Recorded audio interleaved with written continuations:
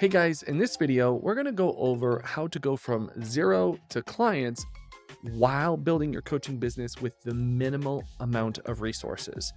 If you are overwhelmed and think you need to get all this stuff and have all these things, I'm going to tell you right now, you don't need it. Let's dive in. All right, so most of the time when I'm working with clients and they're just getting started, maybe they're just figuring out their message and what they're going to add value and help transform people's lives, I usually take them through a process. I call it my magic formula process.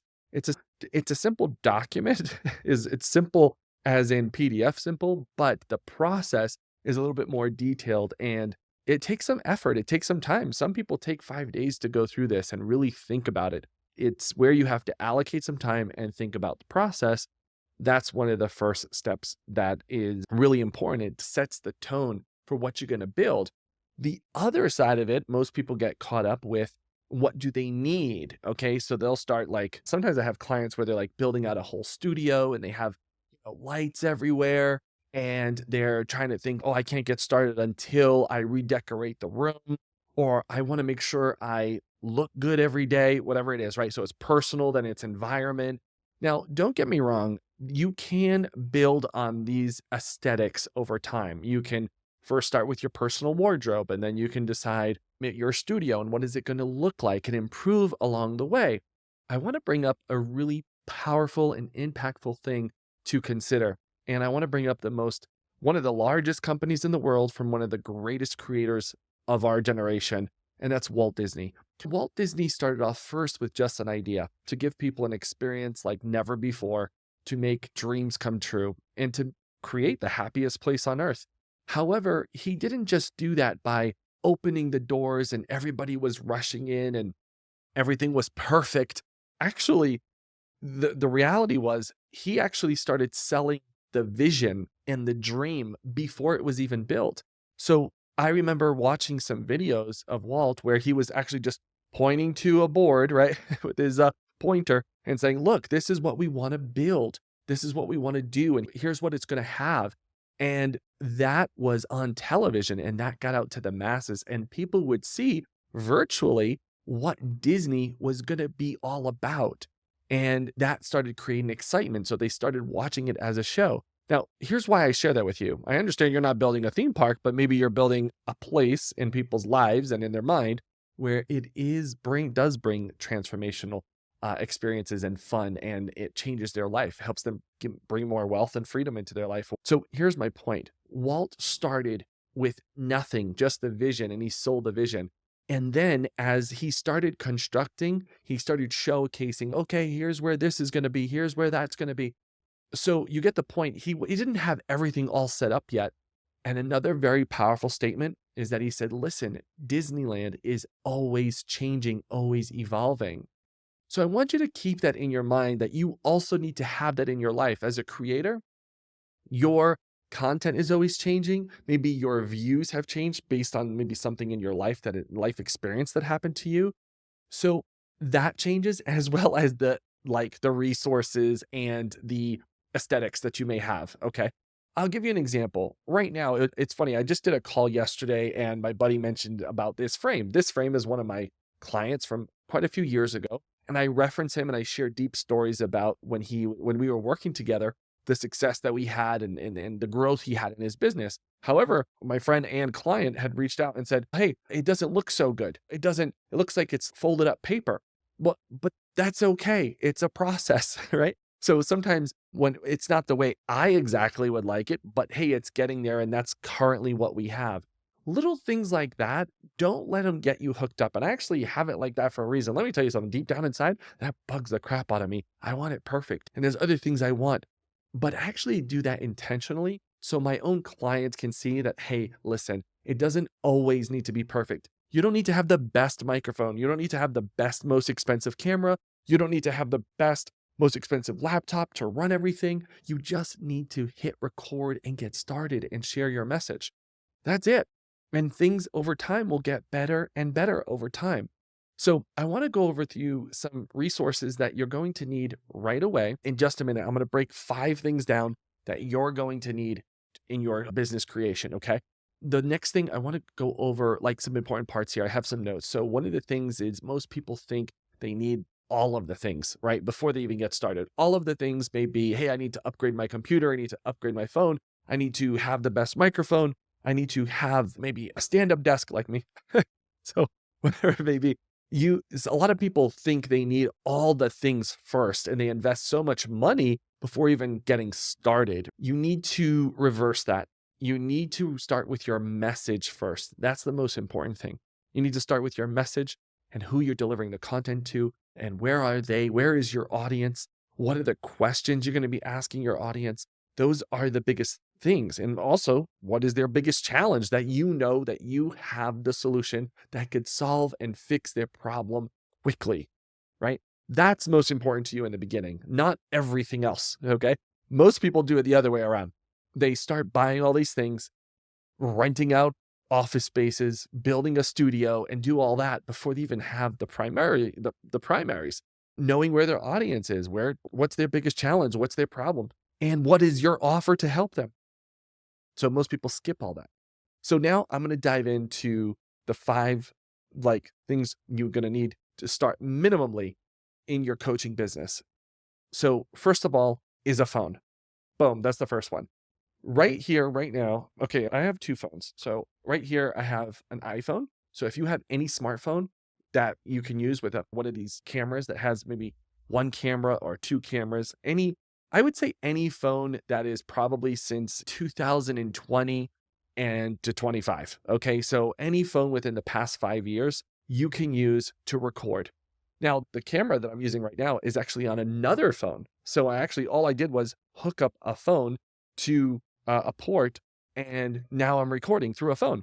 This way, I didn't have to go out and buy another, let's say, camera. Most people would be like searching all online. Oh, I need this DXLR camera and all that stuff. Personally, I don't want to carry, first of all, another camera if I'm vlogging or I have another big device. It's okay if you want to, but again, I'm showing you how to just start with what you have. Now, listen, I have 2 phones. I've had 2 phones for a long time. If you have 1 phone, then start with 1 phone. That's it. You don't need to go out and buy another phone. The next thing you're going to need is a tripod. Notice how I'm not holding the phone in my hand and it's not shaking up and down. You're going to need a tripod. By the way, I'll link a few of the resources I use currently, like in this video. I'll link it in the description and you can go get it for yourself or find something very similar. You're going to need a tripod because it's going to hold the phone in its place. So the one I use is by Joby. I've been using them probably since the beginning. I started recording. They just a really great product. And I've only actually owned Joby tripods. The next thing is you're going to need a computer. Now let's dive a little deeper into this. Your computer, if it's within the past 5 years, that's okay. You're good to go.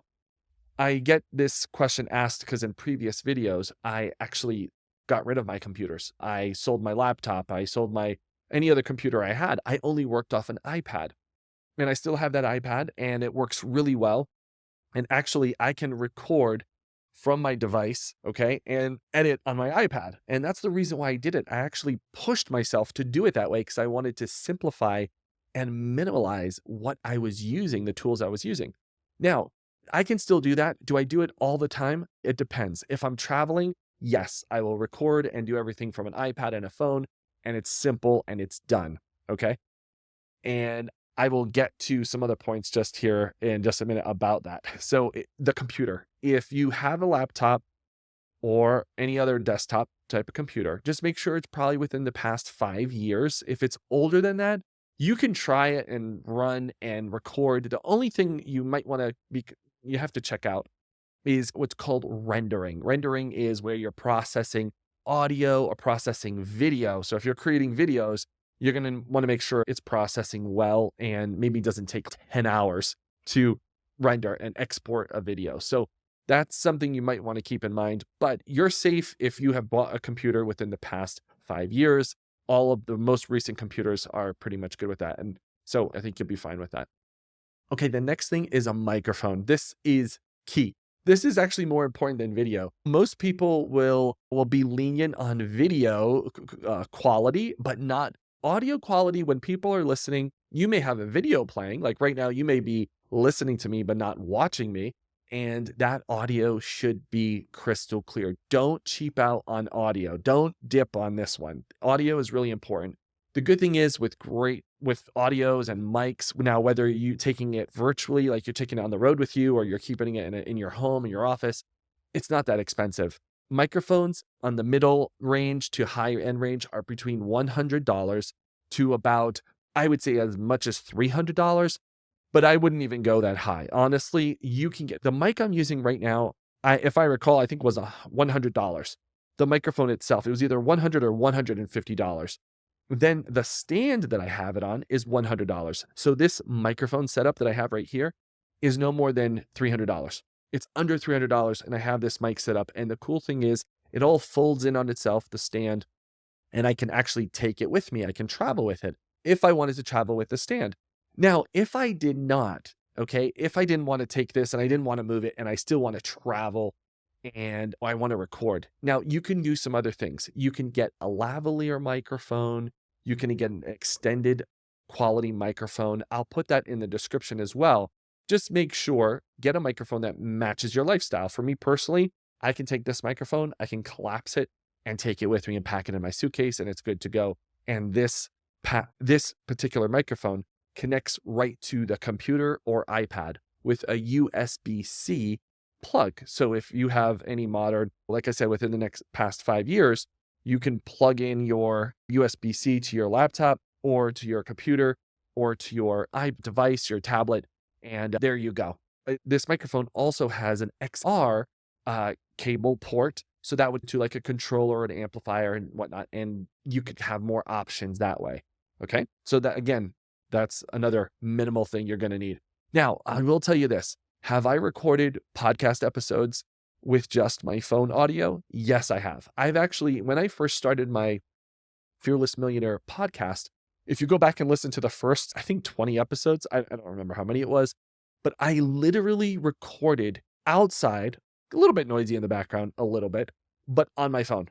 Okay. I recorded from a cafe. You could hear some hooting in the background, some noises, people laughing. It wasn't obnoxious, but you could hear it. And the reason why I did that was intentional. Of course, I've recorded in studios. I have a studio, and but I did it intentionally to prove a point to my clients that, listen, just hit record, get it done, get your message out there, because people want to hear that message. Okay. Lastly, number 5 is notes. This is really important. Notes. Now, if you're a writer and you like paper and pen, that's great. That's fine. But it's going to be really difficult long-term. Okay. If you're the type that likes to write it all out, I think that's great. You like to journal, that's fantastic. However, I want to tell you something that's a little bit more powerful that's going to help you in the long run.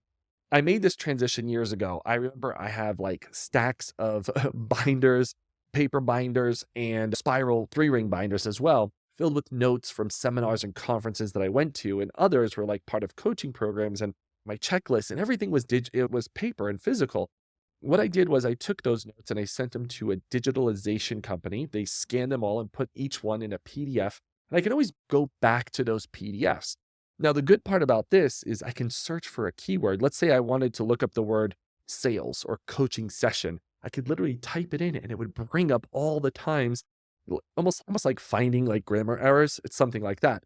It would find every word based on what I put in, every keyword that I typed in. So if I put in the word coaching, it's going to look through the notes and come up every time I wrote the word coaching, even if I wrote it with my hand. It didn't have to be typed. And the same power is with typing, right? You can do a search, like I said, the spelling and grammar, right? You can do a search for errors. You can actually search for the keyword that you want, and it will search your notes. Now, personally, I want to talk to you about what I did to make that transition into digital notes. And this is why it's so important in this business, because when you need something quickly, you don't want to run over to a shelf. And that's why personally, you'll never see me with a bookshelf behind me and all these books. I got rid of all my books years ago. I went digital. I went everything digital. I got rid of all my audiobooks, my physical books, my courses, and I digitalized all of them, everything. And everything is now digital. So I'll never have those book backgrounds and all that stuff. I don't want it anymore. And I pushed myself to go digital even with my notes. So I've used a few in the past. There are some good ones out there, note-keeping apps. So there's Evernote, which is really powerful. It's actually really robust. It does a lot of features. There is GoodNotes. There is, my goodness, there's a bunch, right? However, what I pushed myself to do was I actually use Apple Notes, the little yellow icon. It's very simple and it's built into Apple. Now, the reason why I personally did this is because years ago, I started minimalizing my life and I stopped using all these different type of softwares for all different things. And I wanted to reduce and get really good at the softwares that I had, even if they were free. Now, I wish I could say this for all my life and all my businesses, but unfortunately, there's some softwares you need to do certain things. But when it came to something as simple as notes and getting the most I could out of that software and out of that app, then that's what I did. And I went deep into it. So actually the notes I'm using right now to remind myself of number 5, notes is you're going to want to take it digital, get something. If you want to get a paid subscription to some note app or Evernote or something like that, it's totally fine. But let me tell you, you need something and you should be digital because what you want to do is be super organized with the notes you take. Notes that are for your mind and what you're going to be exploring and learning in your own life and sharing with your community, but also the notes that you have maybe with your clients. Now, imagine every client call that you have, you can streamline this and you can make it like super duper organized where if you do a Zoom call, it can create an AI summary of all the notes from the meeting for you. But where does that live? Where do those notes live? If you want, you can copy and paste and put it in the notes. You can send it to the client. You can put it in a PDF and then send it to them. There's a lot of automation there, but I'm saying for you personally, for the notes that you want to remember each client, you want to be organized and remember your notes and be able to search it quickly. Okay, you want to search your notes quickly. So if there's anything in your life, this is like a big recommend, is put your notes digitally and that way you can have easy access to find it. Okay, that's it. It's 5 simple things, very minimalistic, simple things to get started in building your coaching business. Now, again, those are the resources. Those are the things you need to get started. But don't forget, in the beginning, you need to find out what your audience's biggest problem is, the challenge they're facing. What do they listen to? What do they read? What do the videos do they watch? Where do they hang out? Where do they try to go to solve these problems? Is it social media? Is it Facebook groups? Is it Reddit? What type of platform are they using to find these problems, to solve their problems? And that's where you need to be. That's where your message needs to be. All right.